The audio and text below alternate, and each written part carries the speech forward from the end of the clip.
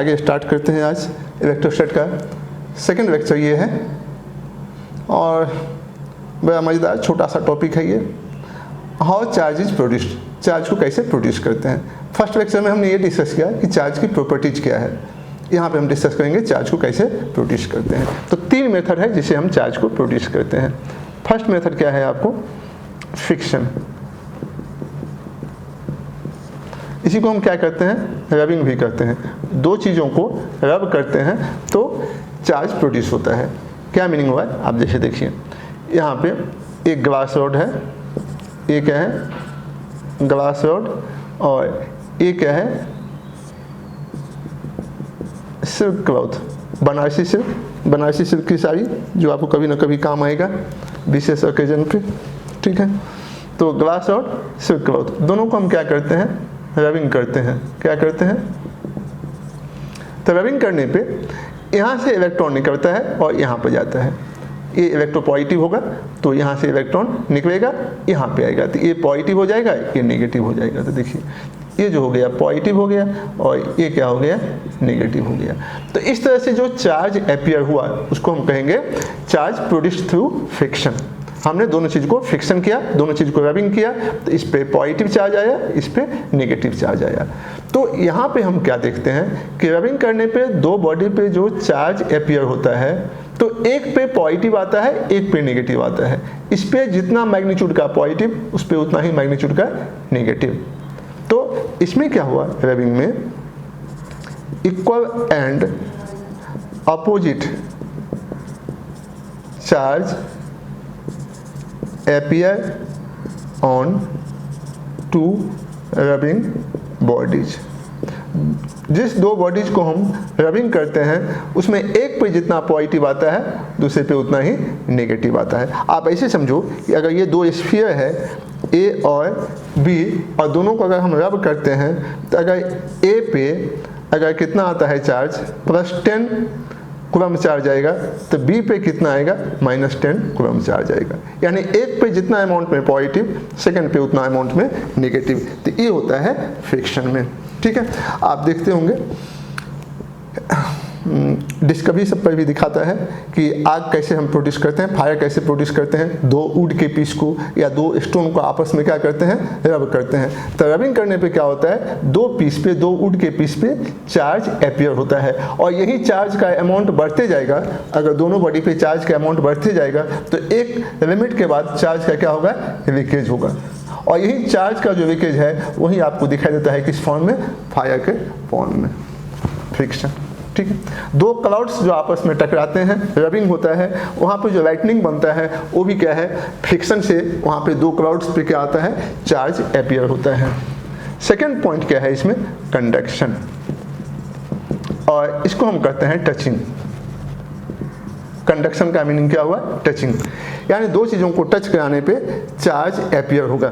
यानी एक चीज़ चार्ज होगा, एक अनचार्ज होगा, दोनों को टच कराएंगे तो जो अनचार्ज बॉडी है उस पर भी चार्जिंग आ जाएगा। देखो ये क्या है, एक बॉडी यहाँ पे है, ये बॉडी, ये क्या है, चार्ज है। ये सपोज करो कि इस पर चार्ज कितना है, 10 कूलम का चार्ज है। और बी बॉडी क्या है, ये क्या है, अनचार्ज। अनचार्ज मतलब क्यू कितना है, 0, कोई चार्ज नहीं है। अब दोनों को हम क्या करते हैं, कंडक्शन करते हैं, यानी टच कराते हैं। तो जब आप टच करेंगे ए और बी तो यही चार्ज जो है डिवाइड हो जाएगा। अगर दोनों का साइज सेम है, अगर हम ये सपोज करते हैं कि साइज क्या है, सेम है, तो ये 10 कूलम 2 पार्ट में डिवाइड हो जाएगा, ठीक है। दोनों क्या होना चाहिए, लेकिन कंडक्टिंग होना चाहिए। तो ये आएगा 5 कूलम, इस पे कितना आएगा, 5 कूलम। टच करा देंगे तो ये अगर पॉजिटिव है तो यहाँ पे पॉजिटिव, इस तरह से चार्ज डिस्ट्रीब्यूट होगा। लेकिन अगर दोनों का साइज सेम नहीं होगा तब चार्ज का अमाउंट सेम नहीं होगा, तब चार्ज का डिफरेंट अमाउंट आएगा। तो इस प्रोसेस से जो एक बॉडी को हम चार्ज करते हैं उसको कहते हैं कंडक्शन। अब देखो यहाँ पे फ्रिक्शन और कंडक्शन में क्या डिफरेंस है, आप समझो क्या डिफरेंस है। फ्रिक्शन में 2 बॉडी पे जो चार्ज अपीयर होता है तो चार्ज का नेचर अपोजिट होता है। फ्रिक्शन में एक पे पॉजिटिव आएगा तो एक पे नेगेटिव आएगा। कंडक्शन में क्या होता है, अगर एक बॉडी पे पॉजिटिव चार्ज है तो टच में करने पे दोनों बॉडी पे पॉजिटिव चार्ज ही आएगा, या अगर इस पे नेगेटिव होता है तो दोनों बॉडी पे नेगेटिव चार्ज ही आता है। तो हम क्या लिखेंगे यहाँ पे कि same nature charge appears on both the bodies in contact। तो कांटेक्ट में जो दो बॉडी को हम रखते हैं तो जो चार्ज फर्स्ट बॉडी पे रहता है वही क्या आता है, दोनों पे अपीयर होता है। तो इस प्रोसेस से जो हम चार्जिंग करते हैं उसको क्या कहते हैं, कंडक्शन। ठीक है। और थर्ड प्रोसेस क्या है आपको, थर्ड प्रोसेस है इंडक्शन, काफ़ी इंपॉर्टेंट, और इसी को हम करते हैं चार्जिंग एट ए डिस्टेंस, यानी कुछ डिस्टेंस से ही हम चार्ज कर देंगे बॉडी को। न तो यहाँ पे फ्रिक्शन करेंगे न हम कंडक्शन करेंगे। फ्रिक्शन में भी देखो क्या होता है, फ्रिक्शन में भी दो बॉडी टच में आता है और कंडक्शन में भी दो बॉडी टच में आता है, लेकिन इंडक्शन के दरमियान क्या है, दो बॉडी टच में नहीं आता है। ये क्या करता है, देखिए कि आपको एक ये बॉडी है, कंडक्टिंग बॉडी है, ये क्या है, कंडक्टिंग स्फीयर, यहाँ पे वुड का बना दीजिए, ये वुड का है, और ये क्या है, मानो मेटल का बना हुआ है, कंडक्टर हो गया। अब हम क्या करते हैं, एक यहाँ पे ग्लास रॉड को लाते हैं, ये क्या है, पॉजिटिव चार्ज, क्या है, पॉजिटिव चार्ज। तो जब इस पॉजिटिव चार्ज को इसके नज़दीक रखते हैं, यानी टच नहीं करेंगे, पास रखेंगे, तो जब ग्लास और जो पॉजिटिव चार्ज है इसको इस कंडक्टर के पास रखेंगे तो ये पॉजिटिव चार्ज क्या करता है, इस कंडक्टर में जो फ्री इलेक्ट्रॉन होता है, देखो मेटल क्या होता है, कंडक्टर, मेटल क्या होता है, कंडक्टर, और कंडक्टर में क्या होता है, फ्री इलेक्ट्रॉन। फ्री इलेक्ट्रॉन उसको कहते हैं जो ऑर्बिट से बाहर निकल जाता है। तो इसमें जो फ्री इलेक्ट्रॉन है उसको ये पॉजिटिव चार्ज अट्रैक्ट करता है। तो अट्रैक्ट करने पे इधर क्या हो जाएगा, इस साइड नेगेटिव चार्ज जमा हो जाएगा, और इधर क्या अपीयर होगा, चूंकि इधर से इलेक्ट्रॉन हट गया तो यहाँ पे क्या हो गया, पॉजिटिव चार्ज। तो ये जो नेगेटिव और पॉजिटिव चार्ज अपीयर हुआ उसी को हम कहते हैं चार्जिंग थ्रू इंडक्शन। इसको हम कहते हैं, ये जो चार्ज है इसको हम कहते हैं इंड्यूसिंग चार्ज। क्या कहते हैं, इंड्यूसिंग चार्ज। और ये जो चार्ज अपीयर हुआ इसको हम कहते हैं इंड्यूस्ड। क्या कहते हैं, इंड्यूस्ड चार्ज कहते हैं। ठीक है। तो इस तरह से इस पे जो चार्ज अपीयर हुआ इसको हम कहते हैं चार्ज अपीयर्ड थ्रू इंडक्शन। ठीक है। एनसीईआरटी की बुक में इसको था और आगे दिखाया गया है, देखिए।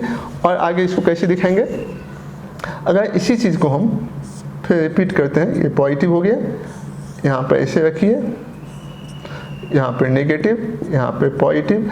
अब इसको क्या किया गया है, एनसीईआरटी में अर्थिंग कर दिया गया है, यानी अर्थ से कनेक्ट कर दिया गया है। इसको हम कहते हैं अर्थिंग करना।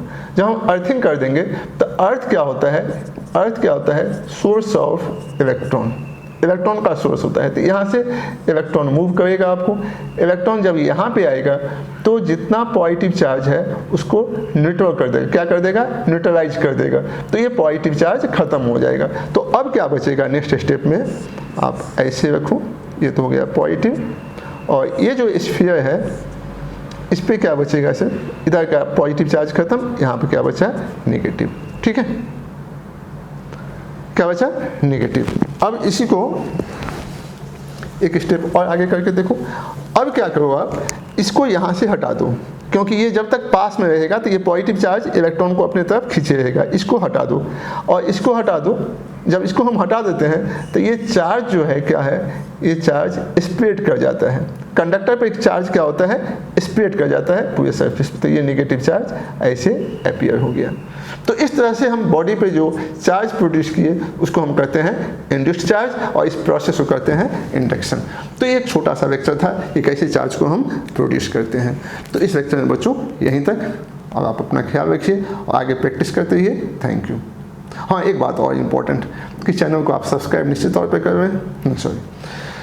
तो इस लेक्चर को हम यहीं पर फिनिश करते हैं, और नेक्स्ट लेक्चर में हम स्टार्ट करेंगे कूलम्ब्स लॉ, और एक्सपेक्ट करते हैं कि आप हमारे साथ बने रहेंगे। Thank you.